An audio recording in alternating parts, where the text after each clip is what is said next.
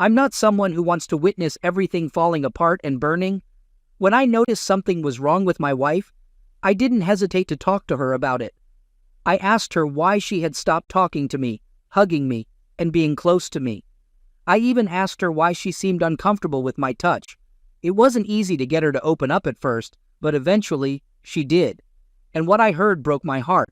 She said she didn't feel like I was enough for her, that she had to do everything herself and couldn't rely on me. She felt like she had to make all the decisions and handle everything, including the kids. She even said that maybe she would be better off alone. Hearing all of this was a shock, but I didn't want to fight with her. I love her so much that I accepted what she said and told her I understood her pain. I promised her I would work on my behavior so she wouldn't have to stress about it. I just want to make things right because she means the world to me. But it's tough, you know? Despite all that I do, I still have my own thoughts that keep me awake at night. That's actually why I ended up seeking support from this group, because the accusations my wife is making against me just aren't true, at least not from my perspective. I genuinely believe I'm a good husband who meets the norm. I work around 9 hours from home, and when I'm finished, I dedicate myself to taking care of my boys. I play with them, feed them, take the older one to swim lessons, and tuck them in at bedtime. I'll even wake up in the middle of the night if they need me. And it's not just about the kids. I also handle household chores, the dishes, groceries, and some cleaning, although my wife thinks I'm not efficient enough at it, so she prefers to take over. I also take care of the car and other responsibilities related to our new house. I do all of this to make her life easier because I know how challenging it can be with 2 little boys. But the thing is, I'm not always the type of person who's constantly proactive. You know, there are those people who can't sit on the couch for 5 minutes without thinking about what to do next, what needs fixing, what business to start, what chores are left to do. My father-in-law is like that, but I'm not. I have my own unique way of doing things, and I believe that's okay too. At the end of the day, when the kids are finally asleep, work is checked off, and the house is in order, I look forward to unwinding with a movie or some video games. I've never been the entrepreneurial type who wants to start my own business. I thrive when I'm given tasks to excel at in my field. There's nothing to be ashamed of. Plenty of people are like me. I'm not chasing some flashy career or dreaming of swimming in money. I'm just an ordinary guy, and yeah, people tell me I'm good looking, who simply wants a happy, healthy family and a decent living. But things have been different lately. I've noticed my wife having issues with my approach, even though we've had 9 years of blissful marriage. It all came to a head in December, and since then, I've been pushing myself to go against my natural personality. I've been doing extra groceries, fixing up things around the house, barely taking a moment to rest in the evenings.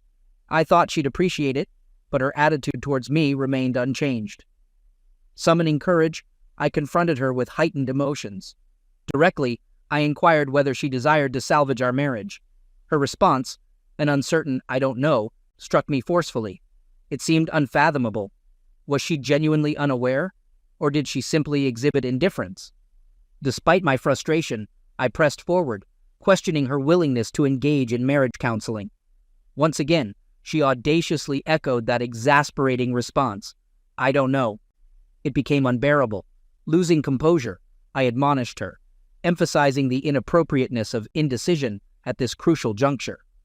The potential consequence of our children having divorced parents loomed, and her lack of commitment was deemed unacceptable. She finally agreed to go to therapy after a lot of convincing. However, staying true to her usual behavior, she didn't show any interest in taking the lead. I had to do all the work in finding a therapist on my own. In one of our counseling sessions, she revealed some harsh truths that really hurt. She confessed that she only married me to impress her family and fit into their idea of a perfect, happy family with beautiful children. She admitted she was never truly in love with me, but was just captivated by the idea of marriage. To make matters worse, I later discovered she had met with her fellow priest behind my back to discuss our marriage, a betrayal that left me angry and hurt. Despite all this, I persevered and found a good therapist for us. We're now heading into our 3rd session, but it hasn't been smooth. We learned we have different ways of expressing love. I desire touch, while she prioritizes getting things done. It's been a constant struggle, and to add to it, she hasn't shown me any physical affection since we started counseling.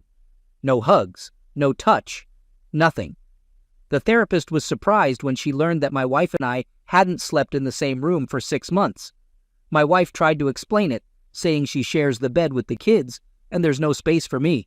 The therapist was straightforward, telling my wife it sets a terrible example for the kids, denying their own father access to the bedroom. She even suggested we should go to IKEA and buy a single bed to put next to the big one. So I did that. I bought the bed, set it up, and now I sleep there. But I still feel just as alone as before. My wife is on the far left, the boys are in the middle, and I'm stuck on the far right, feeling like an outsider in my own marriage. Since the beginning of this issue, my wife has kept changing her story. Now she claims she's depressed from being stuck at home with the kids all the time. She's saying she made those hurtful remarks because she was too emotional, but I would never think of saying anything like that to her, no matter how upset I am. So my wife went back to work, and we hired a nanny to take care of the kids. The only change I noticed is that we started talking more. But I'm not just her buddy. I'm her husband too, and there's no closeness between us. And it doesn't seem like it's going to improve anytime soon. No signs of it. She doesn't care about our marriage counseling sessions. I'm the one who has to keep setting them up. Update. My buddies conveyed their suspicions, asserting that my wife was indeed cheating on me.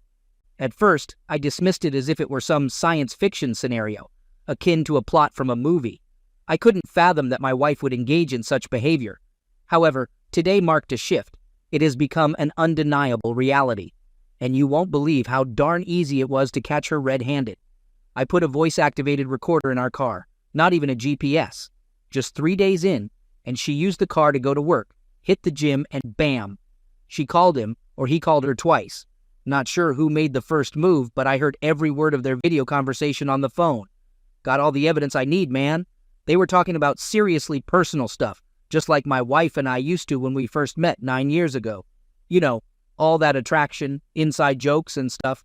I haven't had that with her in a long time. And get this, they were even planning a vacation together, and she wants to visit him in July. Can you believe that? She gave him a 2-year time frame to move back to our country. I mean, for real, I can't even wrap my head around it. And the way they were talking about his stuff, and how she straight up said she's gonna be his wife and leave me soon. They were even discussing their favorite positions, so you know they were real close. It's all right there. I just listened to an hour-long recording of that mess. I need to process it all. Gotta meet with an attorney next week, no doubt about it. And let me tell you, thanks to my friend, if it wasn't for his suggestion, I would have never bought that voice recording device. Somebody could say that I'm a moron for placing it in the car and violating my wife's privacy, but I don't give a crap. This is what I should have done. I don't feel guilty at all. I can't stop thinking about my kids and what she's done. They've been up to something since last September, and it took me 2 whole months to notice any changes in her behavior. Next week, I'll be taking care of my old father in another city for the entire week. That means she won't be going to work and instead will be using my home office. And you know what? That also means she'll probably be talking to him in my office. So should I place the recorder in there for the next week? Or do you think I've got enough evidence already? Out of the blue, my wife tried calling her ex-boyfriend not once, not twice, but 4 times in a row at 10 p.m. I found out because we used to have this app that saved both our numbers, so I could see all the incoming and outgoing calls. Why would my wife, who never mentioned her ex before, suddenly be calling him so persistently? It drove me insane. I couldn't let it go. I decided to check her iMessages on her laptop. Turns out, after calling him 4 times, she even sent him a message saying, "I'm not giving up until you actually answer and communicate with me in a respectful and civilized manner." I couldn't believe my eyes. I confronted her about it, and she straight up denied it. But I had the app and her outgoing calls right there in front of me. She couldn't worm her way out of it. She had no choice but to finally admit that she did try to reach her ex. I questioned her about the calls, and she said she was just returning his call. But when I asked if she had messaged him afterward, she denied it. So I pulled up the message she had sent him, and that's when she came up with an explanation. She claimed he had called her while drunk, spouting nonsense, and she had told him off and hung up. But later, she felt guilty and tried calling him multiple times when he wouldn't pick up, and then sent the message. Turns out, he never replied. It was quite a convoluted story. but I couldn't shake off the feeling that something was off. I'm feeling uncertain about how to process this. It all occurred when she started distancing herself from me. Her perspective is that it's not strange or negative for her to have kept it from me. It doesn't hold much significance to her. The fact remains that any contact with an ex is a red flag for me. It's simply unacceptable. Is she being unfaithful? Our closeness has been lacking for the past 6 months, which is exactly when these calls took place. Update. I now have solid proof that our problems aren't what she's been telling everyone. The catch is, she doesn't know I'm aware of it. None of her family or friends know either. They all think we're just going through a temporary tough time. She comes from a Catholic family with 3 sisters, and she goes to church every Sunday. We live in a small town with a population of 17,000, and we recently built a house that's still not finished. I found out that she's planning to ask me to leave soon, so she can have some time alone. Within 2 years, her previous boyfriend will move to our small town to live with her in our house, along with our 2 young boys. She hopes people will understand and won't complain, saying that she needs a father figure for her kids. Interestingly, the previous boyfriend is actually her first boyfriend, and they were together for 7 years before she married me. We've been together for 9 years. Even though he lives abroad, he visits our country frequently. I won't let myself be manipulated in that way. I've taken the step of hiring an attorney and will be meeting with them soon. I have recordings that could potentially damage her reputation. Update. I had a conversation with my lawyer, and he gave me some insightful advice. It turns out that going all out and trying to cause trouble for her during the divorce wouldn't be the smartest move. Since we have kids and need to co-parent for the next 15, 16 years, I need to be mindful of that. I also have a lot of respect for her family and don't want to involve them in the divorce as witnesses. Plus, winning custody of the kids isn't an option as they're young and need to be with their mother in the small town, an hour away from me in the capital city. Moreover, I wouldn't be allowed to sell our house because the kids need a decent place to live, and we don't have another option. The place they're staying at right now is owned by her dad, so it's just a temporary arrangement. It sucks, but that's the reality here in the Czech Republic, Europe. After our conversation, the lawyer sent her the divorce papers, set to be delivered right after Easter in the Czech Republic. Yesterday, I had a day off from work, so I was taking care of my 1-year-old son while she went to work in the capital city, about an hour away. Meanwhile, my brother helped me pack up all my belongings from the apartment and load them into his car. To add to the chaos, the postman delivered the divorce papers, or rather, an invitation to mediation, so we could try to divide everything in a civilized manner and have an amicable divorce. According to the papers, she's in a relationship with this guy, mentioning his first and last name, and that's apparently the reason for the divorce. But hey, at least the evidence I have will come in handy when it comes to child support and all that. It'll definitely be some leverage in my favor. As soon as she walked into the house, I confronted her and told her that I knew everything. I had solid proof, and I was deeply hurt by it. I insisted that she contact my lawyer. Then I handed her the divorce papers and left to visit her parents. Naturally, she started asking me what I knew and how I knew it, and she denied everything. Her parents were in shock, but they believed me. I had recorded the entire conversation, just like my attorney had advised. I started by asking them if they thought I was a good and caring husband and father. They gave their approval, which means she won't be able to use them as witnesses against me in court. Just like I mentioned earlier, they believed me and understood the gravity of what she has done and how it has devastated our lives. I expressed my gratitude for their understanding and headed to the capital city.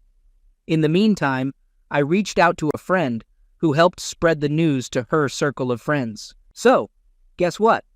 2 hours later, my awesome brother-in-law called me and said that she confessed that she cheated on me with the AP, but she conveniently forgot to mention any closeness with him.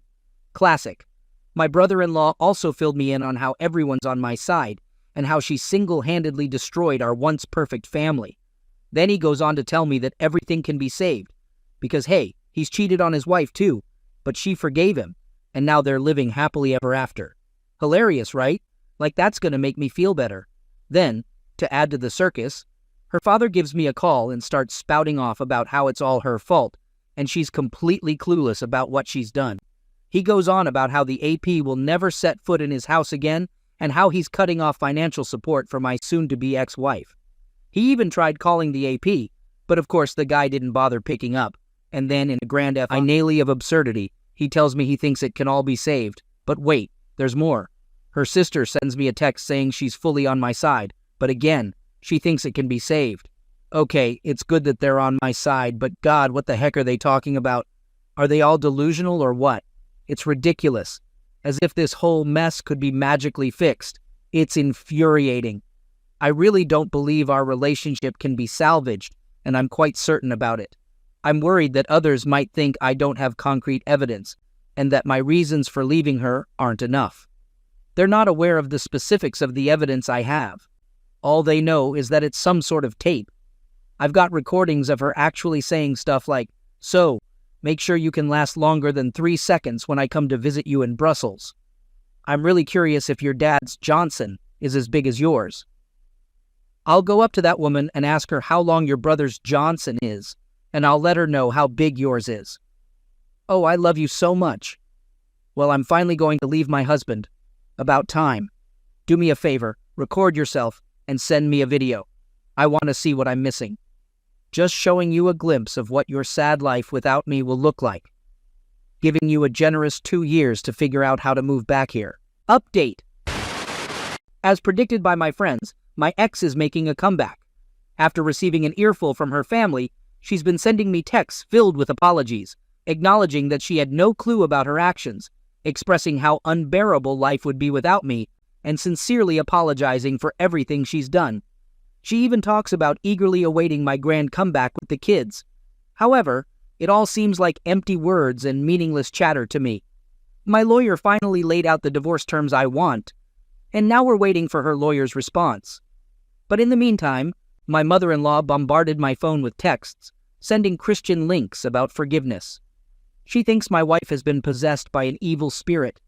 Adding to the drama, her sister blamed me, saying I'm the one ruining the marriage for being selfish. Now, my wife is all teary-eyed and apologetic, wishing she could turn back time. Suddenly, I'm the selfish villain destroying the marriage by divorcing her. Yeah, it's all on me now. Like I'm the bad guy for wanting out. I sensed this shift coming, where her family would turn against me, but it's still a shock. For a brief moment, I felt guilty today, like it's all my fault. They know how to sway me, but you know what? It's tough, but I'm not changing my mind. The divorce is happening no matter what. In the Czech Republic, kids as young as ours usually stay with their mother after a divorce, so I won't have them with me all the time. Living an hour away in a small town with their kindergarten and nursery, a 50-50 split isn't feasible. I'll be an every other weekend dad, with some additional access whenever I want. It's sad and painful, but it is what it is. I've been toying with this crazy idea of suggesting terms to get back together, not because I still love her, but for the kids. It wouldn't be a real marriage, just a partnership with separate finances. She'd have to move to the capital city, and I'd insist on GPS in her car and checking her phone every day. In return, I get to go on dates with random girls for 7 months. Maybe even cheat during the relationship without telling her. No marriage, no big deal. It's just an idea, nothing serious, and I probably won't go through with it. I'm just desperate to silence the family accusing me of abandoning the kids. What do you think? Crazy, right? But I don't have any other bright ideas at the moment. Update. I'm staying at my parents' place, crashing on their living room couch. The dining table has become my makeshift office and entertainment center, with my clothes scattered around. I work from home for about 8 hours a day, and then help my elderly parents, aged 90 and 82, with chores, groceries, and driving to doctor appointments. To distract myself from negative thoughts, I hit the gym or catch a movie at the cinema. I get to see my kids every weekend, with my ex dropping them off, and I drive them back. Just to clarify, I did a paternity test, confirming that the boys are indeed mine. No confusion there, at least. The whole situation with divorce terms is currently a mess, and it's tough to predict how it will unfold. Crashing at my parents' place leaves me with no other option as a dad of 2 and a grown adult. So I'm asking for a decent amount from my wife, and I want her to take over the mortgage for the house. She's agreed to the mortgage takeover, but is offering only 1/3 of the money I requested, justifying it by the amount I put into building the house. It's honestly messy because I didn't cause this situation, and I'm not at fault. Still, I need a place to live, and 1/3 of the amount won't be enough for buying a flat. The back and forth between our lawyers continues. She's offering a small amount because she wants to keep the house, but I found out she might be forced to sell it. Honestly, that's what she should have done from the beginning. It'll be tough for her to manage the mortgage payments and pay me as well. We'll see how it all pans out. Regarding child support, she's asking for way more than reasonable, and we still need to come to an agreement on that. Additionally, she insists I should be the one picking up the kids from the small town and driving them back at the end of the weekend. In my opinion, it should be the other way around. She should be dropping them off, and I should be driving them back. So she's the one responsible for all of this, but at the same time, she's ready to argue about the divorce terms. It's frustrating to say the least. My wife attempted to convince me that she's remorseful and regrets what she's done. She claimed to have ended things with her affair partner, sought an exorcist, confessed all the details of the affair, and left it in God's hands. I couldn't help but laugh and told her I don't care about her priest. She should be confessing to me. I gave her a chance to come clean about how many times she had been close with him. She denied it. Then I brought up the party she had with her work friends in November, questioning why she rented an Airbnb instead of staying with a friend. She went numb, asking me why I keep torturing myself. I explained that if she truly felt remorseful, she wouldn't keep lying 2 months after I left her. It was clear she wasn't being honest. I explained that, for me, closeness over video chat is as significant, and I know she had it with him. She couldn't even keep track of how many times she had done it with the affair partner. Then I confronted her about how she envisions us getting back together, pointing out how she would start a conversation with me and then lie in the very next moment. I asked her if she was aware that I would be checking her phone every day and what she thought about that. She snapped back saying, "That's not trust. That's just treating me like garbage." Right at that moment, our son interrupted, and the conversation was wrapping up. I added, "Don't forget, it's not just me you cheated on, but also our 2 beloved boys." It devastated her, and she started yelling that I better not say anything like that again in front of our kids. It's ironic, you know? Her sister spilled the beans on how my wife puts on a show of suffering and crying every day because of this mess. She's a real two-faced person, acting all sad in front of the family but still lying to my face. She had the nerve to say that she could be with the affair partner if she wanted, and her family wouldn't do a thing about it, as if I should be grateful that she ended it with him, and now she's in control of not being with him. I mean, seriously? Update. After going back and forth with our lawyers, we've come to an agreement, and the divorce will be finalized soon. She's taking the unfinished house, and the mortgage is now solely her responsibility. I want to clarify that the house is for the kids, and I don't want anyone accusing me of selling it out of revenge for her infidelity later on. Plus, I don't want to live in her small hometown, which is an hour away from the capital city where I am now. However, I am getting back the amount I invested in the house, and it's actually a decent sum. The child support amount is reasonable, and we've agreed that she'll drop the kids off at my place in the capital city every other weekend. I'll just have to drive them back afterward. But honestly, only seeing my kids on weekends isn't enough for me. It hurts a lot, and I can barely handle it at times. I can't bear the thought of my 1- and 3-year-old boys growing up without a father because of their mother's behavior. I wish I could have them with me, but unfortunately, the law in the Czech Republic doesn't allow it. I might need to start driving there in the middle of the week or find another way to make it work and survive. As for her, she keeps reaching out, saying she still loves me and wishes she could undo the past. She claims to be suffering every day because of what she's done. She even softened to the point where she told me she doesn't mind if I check her phone and it wouldn't make her feel bad anymore. She apologized to my parents and seemed genuinely remorseful. She's willing to do whatever it takes to make things right now. You won't believe what I found out about her affair partner. According to our mutual friends, the guy actually dumped her. Can you believe it? Apparently, he has a whole family with a kid in Brussels and didn't want to risk getting caught up in this messy situation. Turns out it was all just a game for him, and he played my wife like a fiddle. I'm moving on with my life, and I won't let her toxic behavior drag me down. The divorce is happening, and there's no going back. Good riddance to the cheater. I've got better things to focus on and a brighter future ahead of me. Life goes on, and I'm not wasting any more time looking back at the mess she created. It's time for a fresh start, and I'm ready to embrace it with open arms.